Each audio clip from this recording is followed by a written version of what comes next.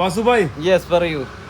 ചൂരൽമലയില് 25-ാം തീയതി ചൂരൽമല കൽപ്പറ്റ താങ്കൾ പോകുന്നുണ്ടോ? പോണം. എത്ര വീടാണ് ഉദ്ഘാടനത്തിന് കാത്തിരിക്കുന്നത്? അവിടെ എത്ര മൊത്തം 400 ചില്ലാൻ വീടുകളുണ്ട്. അതിലിപ്പോൾ 1000 ചില്ലാൻ കുടുംബങ്ങൾക്ക് വീട് നറുക്കെടുപ്പിലൂടെ കൈമാറിയിട്ടുണ്ട്.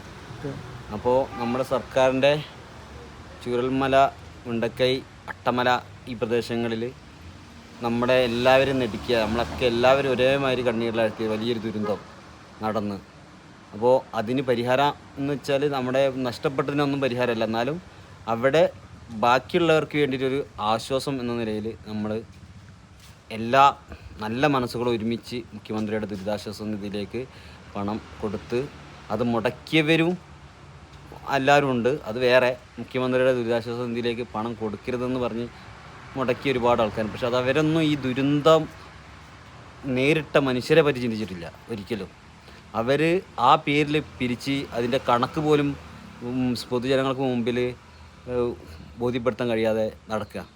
ഇപ്പോൾ ഏതോ ആന ഇറങ്ങുന്ന കാട്ടിലൊക്കെ 3 ഏക്കർ സ്ഥലം വാങ്ങിയിട്ട് 100 ചില്ലം വീടുണ്ടാക്കുക. എങ്ങനെയാണ് ഈ 3 ഏക്കറിൽ ഇത്രയും വീടുണ്ടാക്കുക എന്ന് ചിന്തിച്ച് നോക്ക്. അപ്പോൾ നമ്മൾക്ക് അതൊന്നുമല്ല വിഷയം. നമ്മൾ ചൂരൽമല, മുണ്ടക്കൈ, അട്ടമല ഈ പ്രദേശങ്ങളിൽ സംഭവിച്ച ഈ പാവപ്പെട്ട ജനങ്ങളെ, നമ്മുടെ പ്രിയപ്പെട്ടവരെ ചേർത്ത് പിടിക്കുക. അപ്പോൾ എല്ലാവരും എത്തുക. അപ്പോൾ 25-ാം തീയതി നമുക്ക് അവിടെ വെച്ച് കാണാം. പറ്റുകയാണെങ്കിൽ തീർച്ചയായിട്ടും നമുക്ക് പോകണം. ഓക്കെ. മനുഷ്യന്മാരുടെ സ്ഥിതിയാണ്.